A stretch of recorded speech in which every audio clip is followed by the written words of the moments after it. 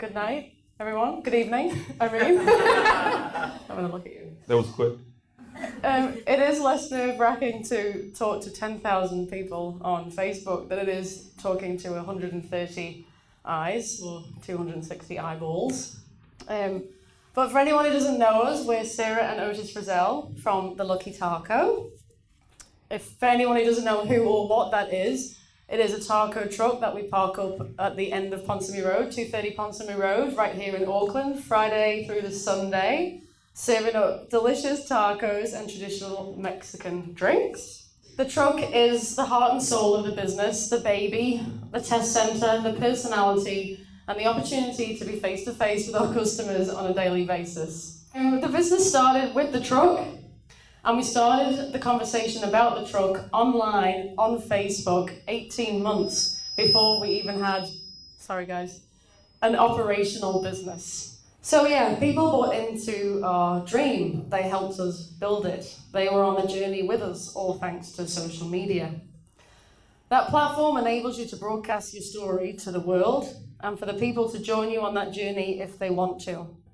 It was only on our honeymoon in LA in 2012, surrounded by creative eateries on wheels serving up delicious, fresh, spicy, affordable food, that the penny dropped.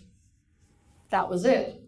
We could bring a piece of that tasty, creative funk back here to NZ. We worked really hard to save and earn some money, and then we went on a research trip to Mexico to learn how to cook some of the more complex dishes and the food that we'd not really heard about. We needed to go and learn from the pros. And we learned so much there. It was incredible, mind-blowing. And as you can tell, we're not Mexican. Really? Left hand. I'm Jew. Jewish and Liverpudlian crazy taco mix. So to earn the respect of our fellow Mexican homies, we had to do things properly. So we ate a lot of tacos. Then we came home. And so, in May 2013, the Lucky Taco was born. I've left out all the bits where we cried lots and had to remortgage our house to keep going, but as we do in real life and on social media, we tend to paint the best pictures of ourselves.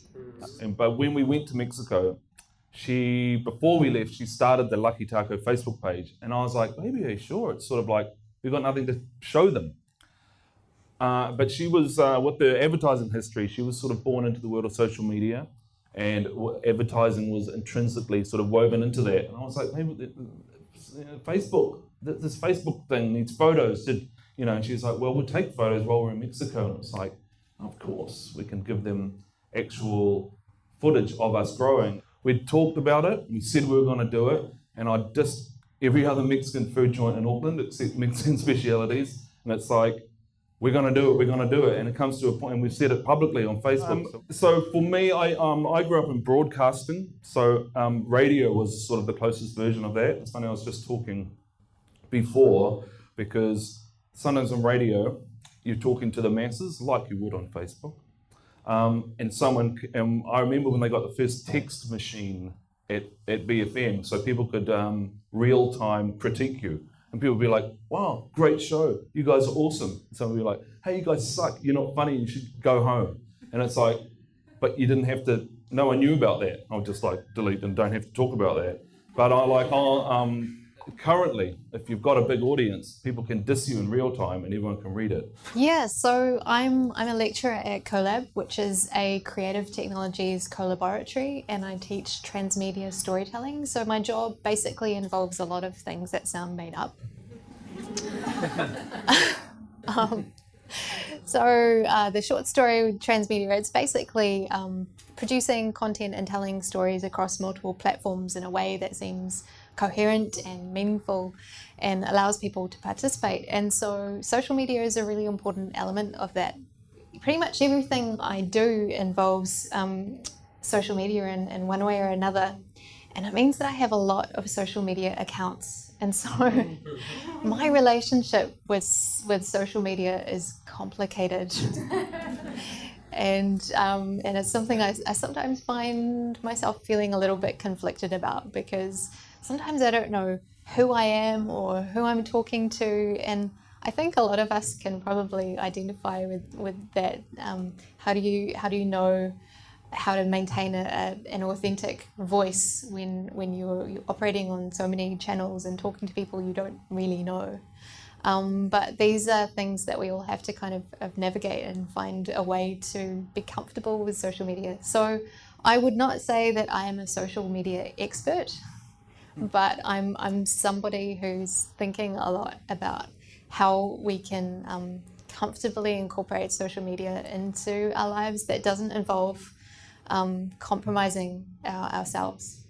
I can remember 80% of our customers' names on our first face, and they're like, wow, how do you know my name? I'm like, I don't know. Now I feel like it's a mental challenge where I'm like, oh, I remember you, and if I get the name wrong, it's really upsetting. But I honestly, not all 10,000 people, but on social media, we do have a genuine relationship with everyone, and I think people just genuinely want to engage. And I do, and Anna, you were saying before about multiple use online on all these different channels, and I think that sometimes, and we were talking about how they're all different. I mean, we only use Facebook, Twitter, and Instagram. That's the only three that we really utilise. Pinterest as well, yeah. But they're all different. I think Facebook, for us, I feel like is more formal, a place to tell more of a story. Instagram's way more personal. It's like, look, we've made a giant hot dog sandcastle on the beach, but I wouldn't put that on Facebook because not everyone wants to see that. But Instagram is more you as a person and your business, maybe. Facebook's kind of more formal, I think. And then Twitter is instantaneous, either a direct link to a bigger story, or for us it's great because we're a mobile food truck and it's like, okay, we're open now, guys, here's today's menu, we're selling out of pork, come quick type thing. So they're all different. Let's talk about the dark side of social media. So, what I want to ask our speakers is, obviously there's great things that we have with the internet and social media. However, we are opening ourselves to fraudulent behaviour and loss of barriers. But as we've said before and earlier, social media just gives everybody, and that's everybody, whatever it is, it just gives everybody that chance to broadcast themselves, and that's you're going to get the good, the bad, and the ugly. I don't know how to combat the bad. All right, Anna. The academic version. Yeah, I wish I had an answer to that. I mean, social media is really difficult to regulate, and it's the thing about all forms of social media, including things like YouTube, is that the wonderful thing is that it means anybody can have a voice, and the terrible thing is that anybody can have a voice. It's can I just almost segue into a Facebook story, an anecdote I've got to tell you all. Years ago, when MySpace was withering and dying, I don't know. there was a place called MySpace, and it preempted Facebook. I dabbled in MySpace, but I never really engaged. I found it a bit tricky to find my way around, being slightly old and not au fait with it all. But then I remember somebody saying, oh, there's this new version of MySpace called Facebook. It's far better. It's probably going to be far more, it's going to be cooler. You can do photos and you can poke people and stuff. So I went, graffiti wall. Yes, that was one of the big things for me. But so I went to Facebook and I built up this sort of base of friends. And I got a message one day from a young woman, and it said, why don't you accept my friend request?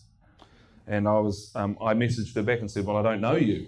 And she was like, do you know all your friends on Facebook? I said, well, I don't actually, but I just sort of picked them randomly, I said. And she was like, well, can you accept mine, please? I was like, no.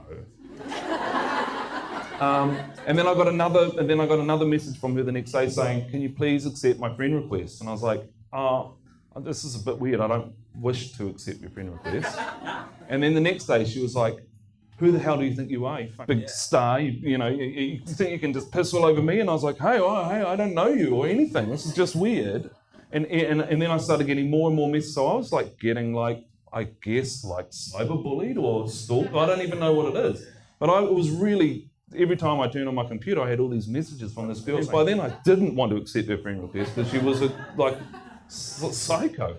And I didn't know what to do. I was like, friend, not friend, defriend. So I shut down my Facebook account, just all because of her. I was like, I don't even want to be on this weird place. So I cancelled it, and I was off Facebook for like a year, just because I was like, I don't want to be in a place where people can hassle me like that. I don't need the drama, man. But a year later, or a couple of years later, I got back onto Facebook and fortunately she hasn't tracked me down again.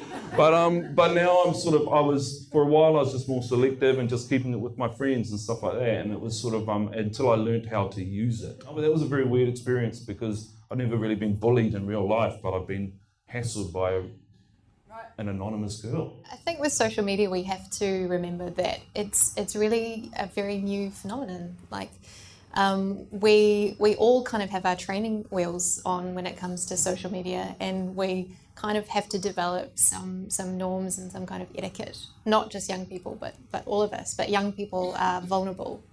There's a theory of a sociological theory about identity that is based on dramaturgy and performance. This idea that we have a backstage and a front stage. And on our front stage, we kind of have a self that we perform, and we've rehearsed that self in our backstage space. And it's really important that we have a backstage where we can rehearse that self. And for young people, the challenge that they have now growing up in social media is there's no backstage. They don't have a really clear sense of, I think, often of those boundaries between public and private. And so not just for young people, but all of us, I think we have to develop a greater awareness of those boundaries between public and private and enforce them. I've noticed on lots of my sort of friends and other friend circles on Facebook and Instagram that it sort of weirds me out because I've got friends who have kids, right? And they post pictures of their unborn children in utero on Facebook. And then continue to catalogue their lives, so their entire lives, on Facebook.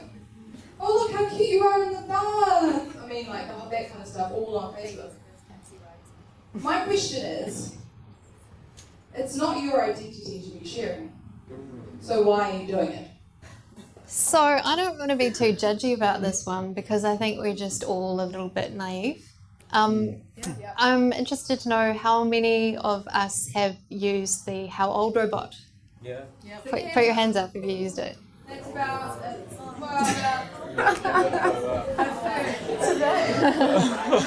And then How was it, Jose? and then What the do you rest say? of you are just in denial. I know you did.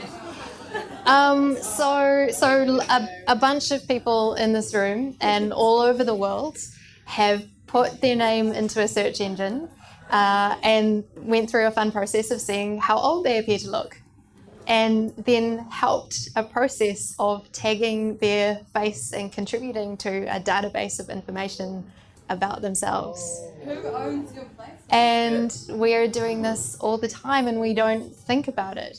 There's another, there's like, which Star Wars character are you? And it's like, answer 20 questions, put your name on it and share it on Facebook to all your friends. But all of a sudden, you've answered like a couple of hundred questions about yourself, what you like doing, where you go, what sort of personality trait you think you are, and stuff like that. So instantly, all those people, there's a big database. It's like, Going back to the baby thing though, I kind of disagree because I think you share what you love. And if you're a parent, you love your kids, and we all like seeing cute babies. I mean, that's like, but do you start a Facebook page for them? Or do you just put it on your Facebook page? It's not starting a They're like a Facebook bowl page. of lasagna. It's like look at it. It's like first steps, or like I've just given birth to this. That's beautiful stuff. That's beautiful content that you want to share. I think it's up to the individual themselves to edit how much they share.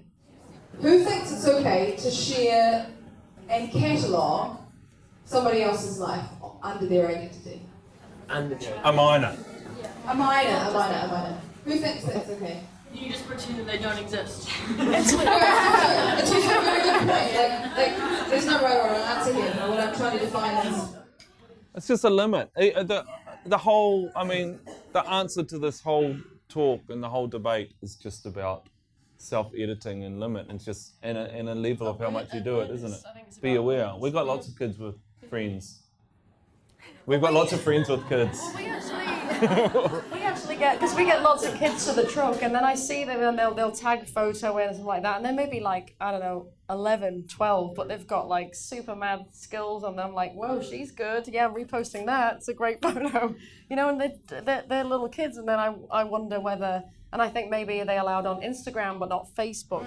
It's interesting, that's actually really interesting when people often send us photographs of their kids wearing, because we did lucky onesies, the little baby stretching grows with the skull on, and people send them in quite often, or there's little kids eating the kiddie quesadillas, and it's like, oh, Ruby eating her first, sorry to say Ruby, that's the first thing that came into my head. Oh look, Ruby's enjoying her first, and I'm like, is it okay, do you mind if we share? And I always ask, I would never ever repost someone's child without asking their permission first. And I think, again, that's what we're all talking about today, is it's coming back to just awareness. It's like social common sense. I mean, I think we all enter into some kind of contract, like with Facebook, for example.